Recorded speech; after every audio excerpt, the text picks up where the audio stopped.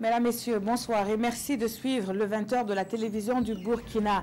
À la une de l'actualité ce soir, une représentation diplomatique du Burkina à Pékin. Quelques 3 mois après l'annonce de la reprise des relations diplomatiques, les ministres en charge des Affaires étrangères ont inauguré ce dimanche l'ambassade du Burkina en Chine. Nous irons dans ce journal dans la région du sud-ouest du Burkina pour un suivi de la campagne agricole. Elle s'annonce prometteuse pour plusieurs spéculations malgré le spectre des attaques de chenilles qui planent sur les champs de maïs.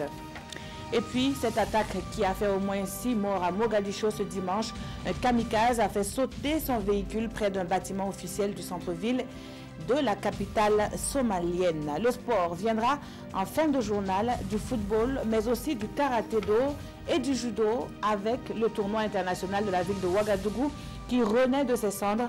Une centaine d'athlètes participent à ce rendez-vous sportif.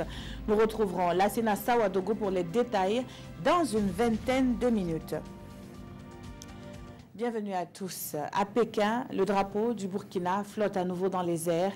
Une représentation diplomatique est désormais fonctionnelle, symbole permanent de la reprise des relations entre le pays des hommes intègres et l'empire du milieu. Les ministres en charge des Affaires étrangères ont procédé à l'inauguration de cette ambassade. Le compte-rendu avec nos envoyés spéciaux Yacouba Gamene et Jean-Emmanuel Ouedraogo.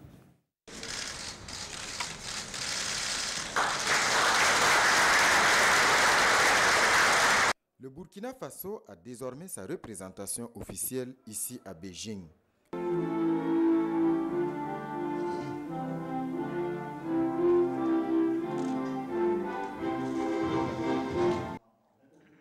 Une inauguration symbolique par le ministre des Affaires étrangères des deux pays en marge de la rencontre des ministres préparatoire au 3e sommet du Forum sino-africain. C'est un grand moment dans le processus de rétablissement complet des relations entre les deux pays. C'est un moment fort des relations entre la République populaire de Chine et le Burkina Faso. Après le rétablissement des relations diplomatiques le 26 mai dernier et l'ouverture de l'ambassade chinoise à Ouagadougou le 12 juillet dernier. C'est des moments forts parce que cette ouverture intervient au moment où le président Roch-Marc Christian Kaboré effectue une visite d'État en République de Chine. Et c'est un moment fort aussi parce que le président Xi Jinping et le président Roch-Marc Christian Kaboré se sont entendus sur une vision pour les relations entre nos deux pays pour le futur et surtout durant les 3 prochaines années où ils ont tracé les sillons à travers un accord cadre de coopération, un accord général qui va permettre de couvrir donc de nombreux secteurs de coopération qui sont des secteurs définis prioritairement par le Burkina Faso. Et après l'inauguration symbolique de l'ambassade du Burkina Faso à Pékin, c'est la représentation officielle de l'Union africaine qui est ouverte, signe d'un partenariat solide et prometteur entre le continent et l'empire du milieu. Autre acte majeur de la visite d'État du président du Faso en Chine, la signature de plusieurs protocoles d'accord. Les domaines sont aussi divers que variés et ce, avec le fleuron de l'économie chinoise. Ces accords, nous disent nos témoins, augurent de futurs investissements pour le bien-être des populations burkinabè. Yacouba Gamene et Jean-Emmanuel Ouedraogo. Une pluie d'accords et de conventions à Beijing pendant la visite d'État du président du Faso. Des accords notamment avec la société chinoise Chek dans 2 domaines, l'énergie et le projet de l'autoroute Ouagadougou-Yamoussoukro. Dans ce protocole que nous avons signé, nous avons constaté que les études techniques ont été approuvées par les 2 parties. Nous avons également constaté que l'offre financière a été examinée aussi par les 2 parties et nous nous sommes engagés à accélérer la finalisation des discussions financières afin de permettre le respect du planning qui a été déjà proposé par l'entreprise. Et donc ce planning prévoit le démarrage des travaux en 2019. Nous proposons un mécanisme de BOT pour investir donc dans les énergies renouvelables, à savoir le solaire. Donc nous venons donc de signer un MOU avec eux pour voir un peu comment nous allons finaliser les études de faisabilité Et c'est donc à l'issue des études de faisabilité que nous allons avoir une idée sur le coût et que va nous revenir donc le prix du kilowattheure. Mais je voudrais vous dire que c'est un mécanisme innovant. Ici, au siège de la société Huawei, c'est un air du pays qui accueille le président du Faso.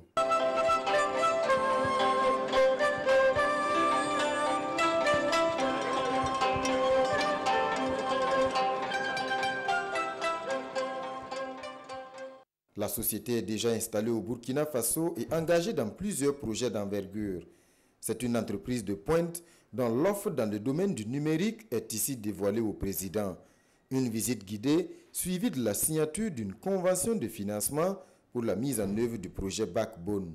Le projet est en cours de réalisation, mais nous n'avions pas bouclé les négociations avec la Banque de Chine. C'est fait maintenant et donc la convention est signée aujourd'hui et donc ça permet la suite donc, de la réalisation du projet. La société Huawei, classée deuxième dans le monde après Samsung, nourrit de grandes ambitions au Burkina Faso dans des secteurs comme la sécurité, l'éducation ou l'agriculture, avec dans tous ces domaines des propositions de solutions innovantes et intelligentes.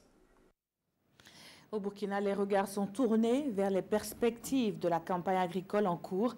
Sera-t-elle meilleure que la précédente? C'est tout le mal que l'on peut espérer.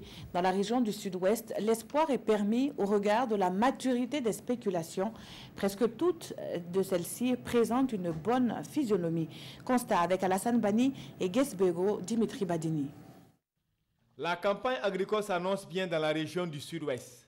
À Dobena, dans la province de Numbiel, tout comme à Latara dans le Poni, le maïs à des endroits est au stade de floraison ou d'épiaison et en d'autres au stade de maturité. Des résultats atteints grâce à une pluviométrie acceptable et la mise en application des conseils pour lutter contre les chenilles légionnaires.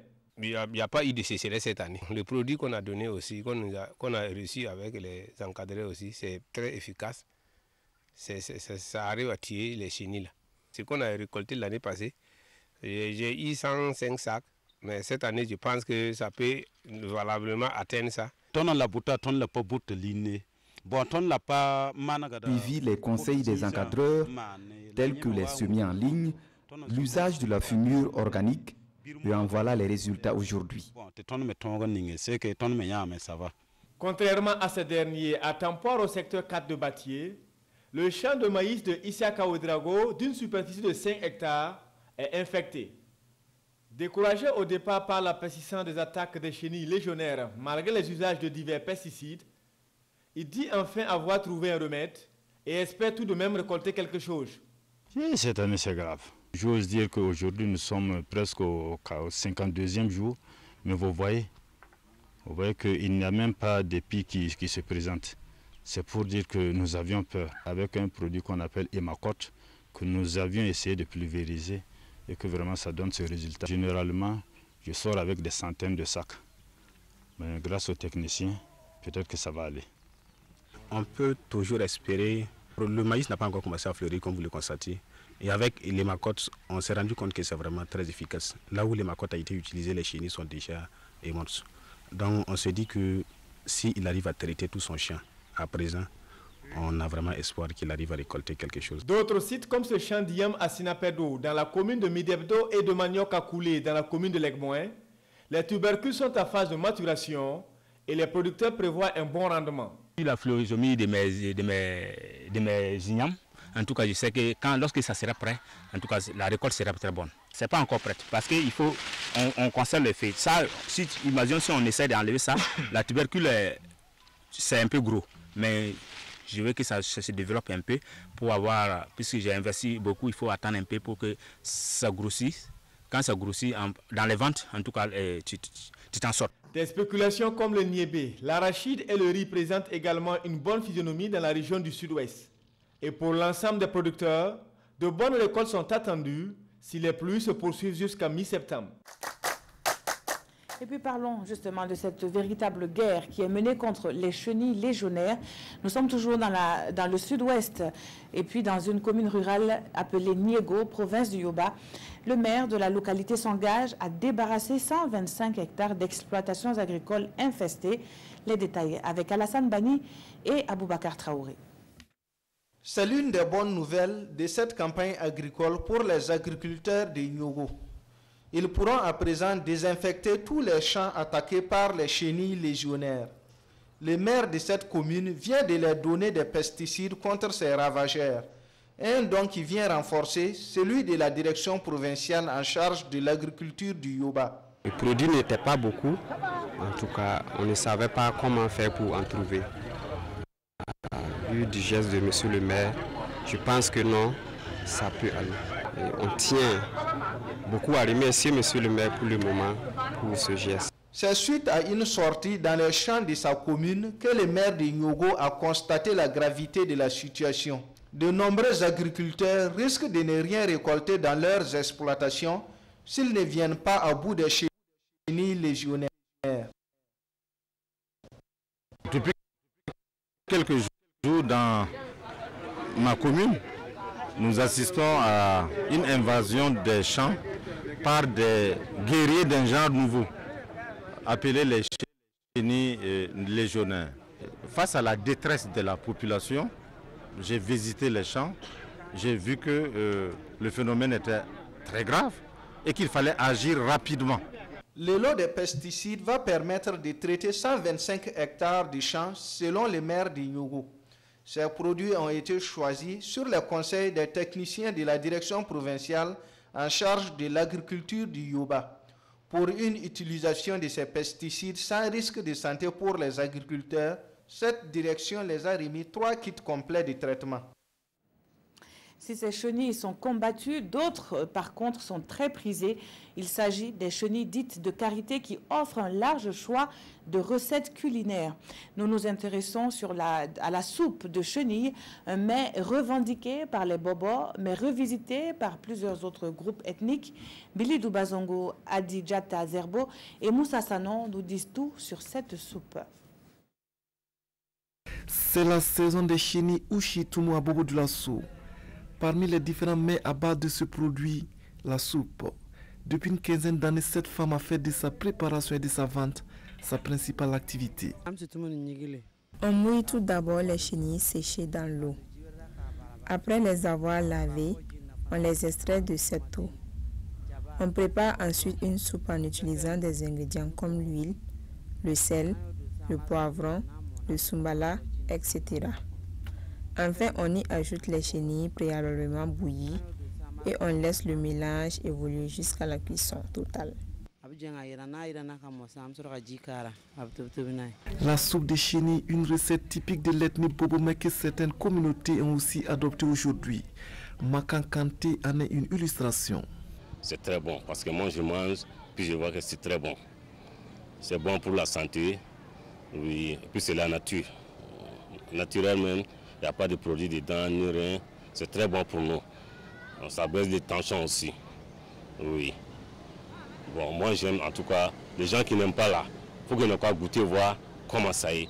Ils vont comprendre que c'est bon. La promotion de la chenille, c'est le cheval de bataille de l'ASCB, l'Association pour l'épanouissement de la commune de Bobo de la Sou.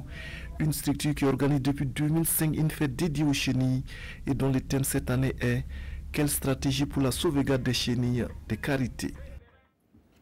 À la suite de ce journal, un cri de cœur lancé par l'association des parents d'élèves de l'école de la Croix-Rouge. Elle espère un changement de position des responsables de l'organisation qui ont décidé de mettre en location-vente la dite école. Les raisons de ce changement, elles sont économiques, mais les parents, eux, s'inquiètent plus pour l'adaptation de leurs enfants. Moussa Oudraogo et Oumou Sissé.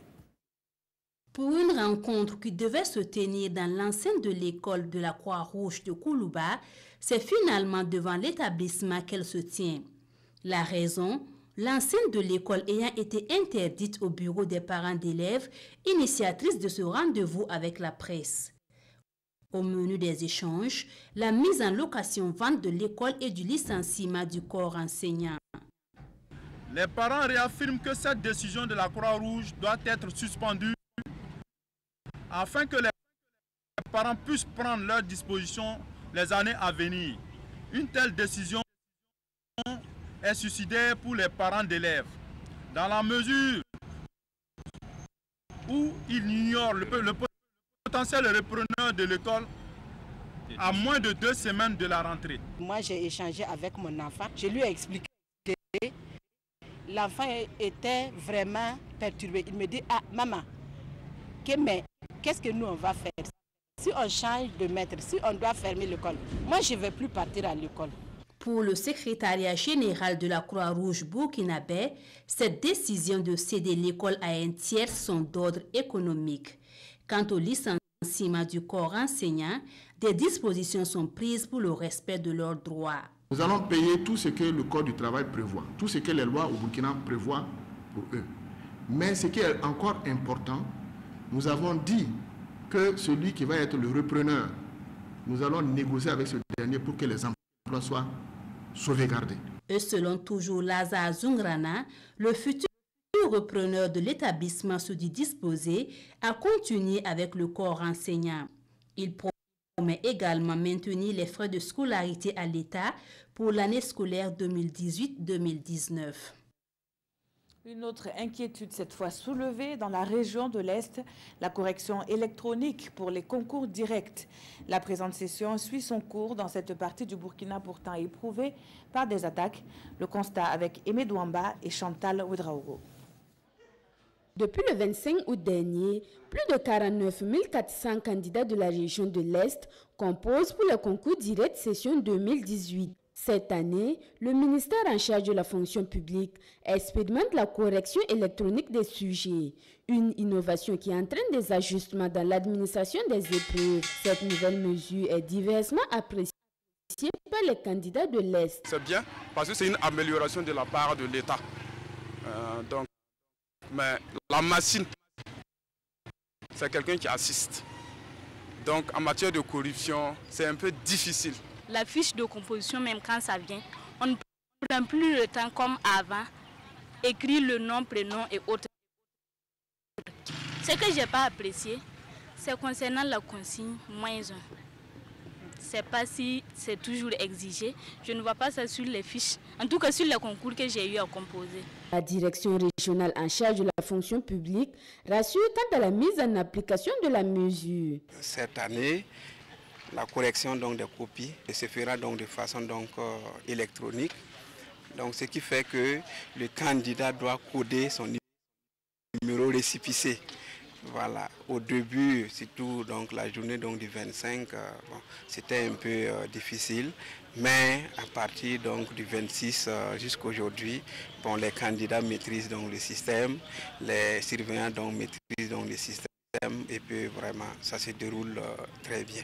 À Fadangouma, ce sont au total 10 centres de composition aménagés pour l'administration des épreuves pour le compte de toute la région. Dans l'ensemble, les concours directs session 2018 se déroulent bien à l'Est. La région du Sahel enregistre le plus faible taux en matière d'enregistrement des naissances au Burkina. Pour y remédier, les maires des communes de la région sont sensibilisés sur un projet.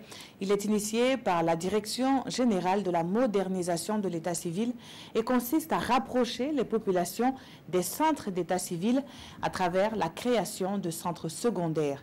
Des précisions dans ce reportage de Martin Ouedraogo et Lazare Sanou. Le taux d'enregistrement des naissances dans la région du Sahel est de 40,6% contre plus de 95% dans la région du centre-sud, selon les statistiques du ministère de l'administration territoriale. Plusieurs raisons pourraient expliquer, entre autres, ce faible taux d'enregistrement des naissances au Sahel. Les déclarations se font dans les centres d'état civil. Et plus les centres d'état civil sont éloignés, moins les parents y vont pour déclarer la naissance de leurs enfants. Donc avec l'appui financier de l'Union européenne et de l'UNICEF, voilà, nous sommes en train d'organiser cet atelier-là pour effectivement plaidoyer auprès de ces mères parce que la création des centres secondaires d'état civil relève en tout cas de la compétence du maire. Pour changer la donne, il est beaucoup attendu de ces officiers d'état civil. Le maire peut créer dans les villages, dans les secteurs et même dans les CSPS, voilà, des centres secondaires d'état civil pour rapprocher l'état civil des populations. Nous attendons que ces maires prennent les engagements de créer, non seulement de créer, mais de rendre fonctionnels ces centres d'état civil-là. Parce qu'il faut créer, il faut nommer un officier d'état civil pour diriger ce centre secondaire-là. La réduction du rayon d'accès aux services d'état civil est donc un impératif pour accroître l'adhésion des populations au système d'enregistrement des faits d'état civil, notamment les naissances selon l'axe 3 de la stratégie nationale de l'état civil. Et c'est un sujet qui pourrait inspirer ceux qui déclinent les vers avec dextérité. Les amateurs du slam ont jusqu'au 20 septembre prochain pour s'inscrire à la 6e édition du concours « Je slam pour ma patrie ». La présente édition connaît plusieurs innovations qui nous sont présentées par Amado Ilboudo et Draman Guéné. C'est parti pour la 6e édition de « Je slam pour ma patrie ». Les inscriptions ont démarré le 30 août dernier. À cette conférence de presse, le comité d'organisation informe qu'il est encore possible de s'inscrire jusqu'au 20 septembre prochain. Les inscriptions se font au ministère de la Culture, dans les directions régionales de la culture et par mail à l'adresse jeslam-pour-ma-patrie@gmail.com. On aura une pile de thèmes qui seront proposés, notamment sur les questions de l'extrémisme violent. Nous aurons la question de la sécurité, nous aurons la question du civisme, bien sûr, la question du droit, des droits humains.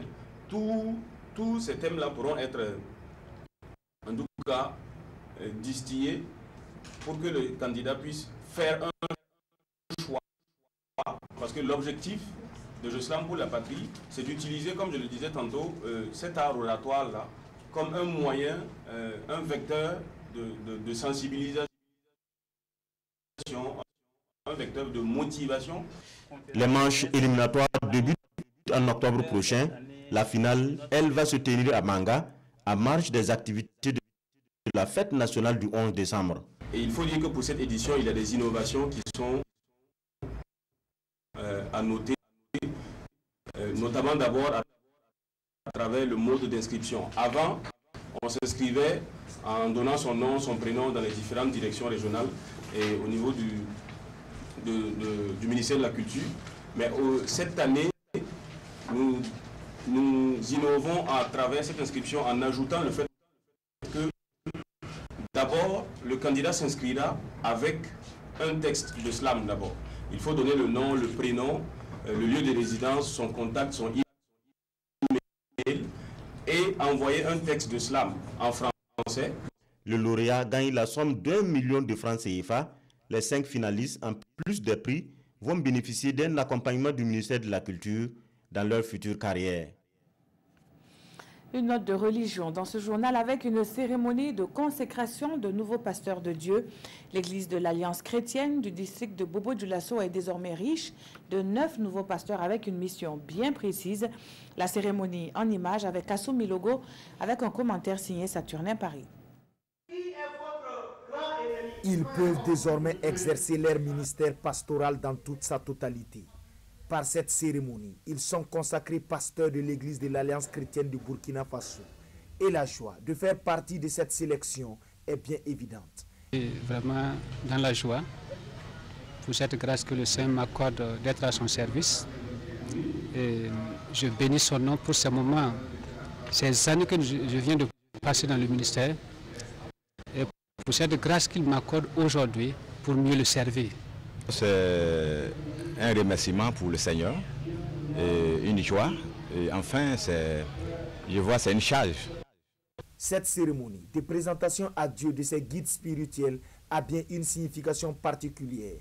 Une cérémonie qui les propulse à un autre niveau de responsabilité dans leur mission ecclésiastique. Ils ont servi avec honnêteté et nous ne voyons pas d'inconvénient d'imposer les mains et puis les consacrer pour les tâches qui restent à accomplir dans leur vie. Maintenant, ils peuvent faire beaucoup d'autres activités que le pasteur consacré peut faire. L'Église de l'Alliance chrétienne a également des critères quant à la consécration des pasteurs. Il faut qu'un pasteur ait reçu la vocation de servir le Seigneur et et avoir reçu une formation adéquate. Et aussi, il doit être prêt à servir partout où le district où il sert l'envoie. Ce sont des nouveaux défis qui s'ouvrent à ces pasteurs, des défis qu'ils disent mesurer toute l'ampleur. Et aux premiers responsables de l'Église de l'Alliance chrétienne, de les appeler à faire de la parole de Dieu leur boussole quotidienne. Dans l'actualité du Burkina, la capitale somalienne fait face à un attentat suicide ce dimanche. Un kamikaze a fait sauter son véhicule entre un bâtiment officiel et une école. Les autorités somaliennes font état d'au moins 3 morts et plusieurs blessés, dont des enfants. Un bilan qui est susceptible de s'alourdir. Un attentat à la voiture piégée a frappé ce dimanche Mogadiscio.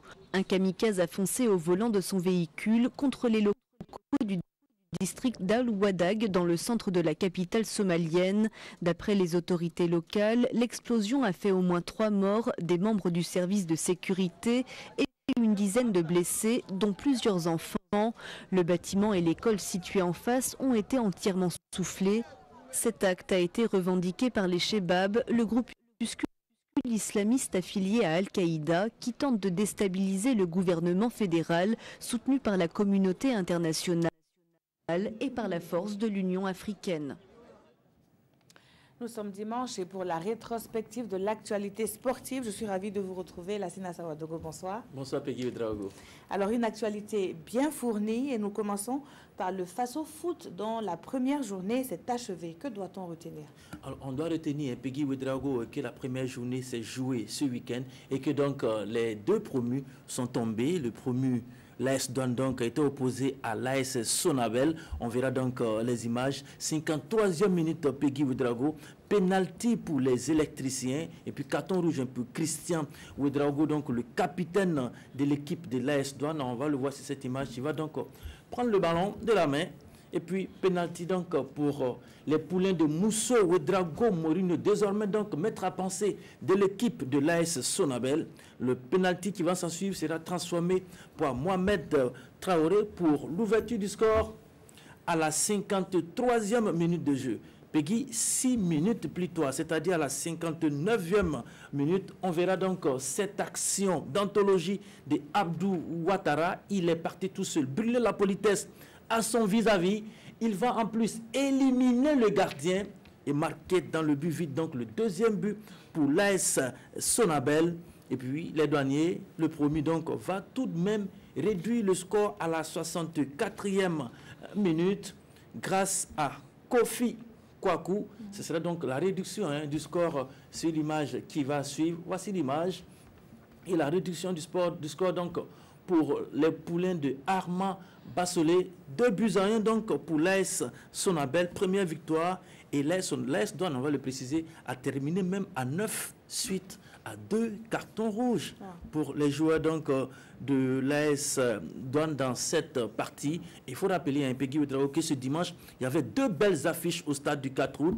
Très attendu, Salitas était opposé à l'USFA. Victoire de Salitas sur le score de 2-1. Et puis en deuxième heure, en plat de résistance, le derby de la capitale a mis aux prises l'étoile filante de Ouagadougou à l'Asfa Yenega. Le match vient de s'achever. Victoire de l'Asfa Yenega sur le score de 1-0. Ça commence très bien pour les poulains, donc l'APC Yenega. Au municipal, l'USCO, qui a voyagé depuis Banfora, est venu prendre 3 points précieux face à l'USO. Score 2-1. Hier, le RCK, en déplacement à Bobo Dioulasso, a battu Raimo sur le score de 2-1. L'AS Police et la GEB au stade municipal hier ont fait jeu égal, 0 but partout. Idem pour RCB Majestic à Bobo Dioulasso, 0 but partout. Et puis on rappelle en premier match Peggy de cette nouvelle saison, c'était vendredi passé au stade Batiebo Balibier à Koudougou.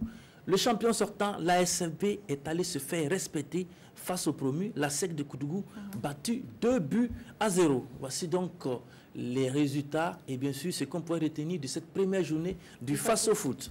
Alors un tournoi qui renaît de ses cendres. Lassina, je veux parler donc du tournoi international de la ville de Ouagadougou et c'est du judo. Oui, vous parlez bien de judo et plus précisément du tournoi, vous l'avez dit, international de la ville de Ouagadougou. 7 pays ont répondu donc à l'appel, dont le Burkina Faso. 107 athlètes étaient sur les tatamis. Une première journée fructueuse pour les nôtres qui enregistrent déjà 3 médailles d'or. Le compte rendu avec Roger Kam et Kalfa Ouattara.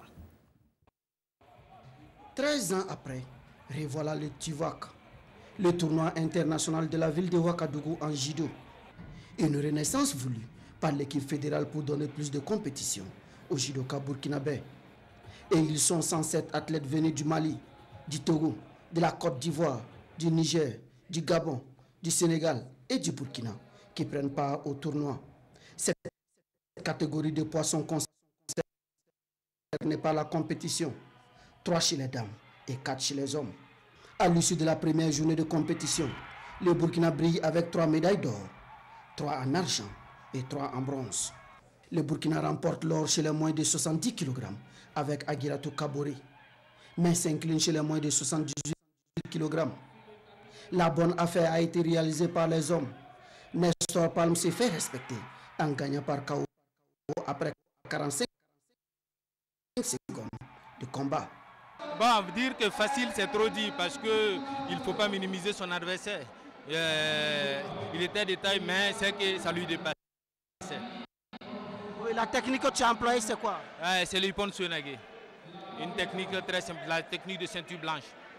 Donc c'est une technique pour les débutants. Abouakar Rachid Sidibé, quant à lui, a dû tenir les 4 minutes avant de se voir sacré chez les lourds. Il était de taille. Vraiment un adversaire que je ne connaissais pas. Je ne l'avais jamais vu combattu. Donc à part la finale, la demi-finale qu'il a fait avec mon camarade, je l'ai vu là-bas et je l'ai un peu étudié et ça a marché. Vraiment, je dis merci à l'encadrement et à la fédération qui a pu relancer cette compétition pour nous. Nous sommes satisfaits par d'abord le nombre de participants. On a vu également le niveau des combats qui était très relevé. Et l'équipe du Burkina aussi s'est très bien comportée pour cette première journée. Et au niveau organisationnel, on n'a pas connu trop de couacs. Et je pense que le meilleur reste à venir. Le titanière est tenti à 3 reprises et le Burkina domine la compétition devant le Niger et la Côte d'Ivoire. Voilà donc toujours dans les arts martiaux. Quelles sont les nouvelles du championnat d'Afrique de karaté-do qui se déroule au cœur de l'Afrique de l'Est à Kigali? Tout à l'heure, vous avez entendu Khalifa dire que le Burkina a dominé pour le Tivouag. Écoutez, pour le championnat d'Afrique de karaté, le Burkina a terminé 10e et sur 27 Peggy Ouedraogo. Le club de fin a eu lieu donc cet après-midi du côté de Kigali au Rwanda. Le Burkina Faso s'est en sorti avec 3 médailles, dont une médaille en argent était là pour nous, du côté de Kigali. Mathias Drabo et Victorien Marianne que nous suivons. Au sorti des Jeux de Kigali 2018, le Burkina se classe 10e sur 27 pays avec 3 médailles au total, dont une en argent, 2 en bronze. C'est Liliane Ilboudo, 17 ans, qui a offert à son pays au karaté burkinabé leur plus haute distinction continentale. Elle a été battue de justesse en finale par l'Égyptienne El-Wari Yasmine. Vu que c'est ma première participation, je ne savais pas à quoi m'attendre justement.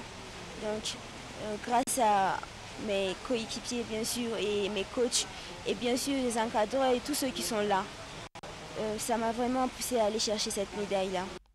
Les 2 médailles de bronze sont l'œuvre d'Anisha Rwamba et Alan Sanoui, junior garçon. Chez les seniors filles et garçons en kata comme en comité. Ce fut la désillusion sur toute la ligne. Bernice, Latifatou, Eud, Guissou, Daouda, tous, ils ont appris que le chemin qui mène vers le podium continental est long et parsemé d'embûches. Bref, la palme d'or sur les 2 tableaux de ces championnats revient au pharaon karatéka égyptien avec 26 médailles au total, dont 16 en or, 3 en argent et 7 en bronze. Alors la Sénat, quelques informations sportives de nos athlètes à l'extérieur. Tout à fait. Juste dire que le stage donc, de préparation des étalons de Burkina pour le match face au Morabitoun de la Mauritanie commence demain du côté du Maroc. On a un blessé malheureusement, c'est Alain Sibiri Traoré, sera remplacé par Ousmane Silla. Le side donc a commencé. Nous serons là pour vous du côté de Nouakchott pour vous faire vivre ce match face au Morabitoun Pour terminer, Peggy, permettez-moi de vous dire bonne arrivée, parce que vous êtes revenu de vacances et ça se sent déjà sur votre visage. Vous êtes scintillante, on vous souhaite surtout un bon début de semaine demain. Nous, on sera là pour le magazine, grand format pour la première journée du championnat et puis de toutes ces actualités sportives qui ont été développées ici. Et ce sera en direct à partir de 21h, 21h demain lundi. C'est toujours un plaisir de vous avoir sur ce plateau, Lassina. Merci d'avoir été là. Merci à vous d'avoir suivi ce journal qui s'achève. Je tiens à rendre un hommage à Jérémy Sekoulibaly qui a fait sa dernière émission aujourd'hui sur la brèche. Alors, il est appelé à d'autres fonctions. Merci à lui pour ses enseignements.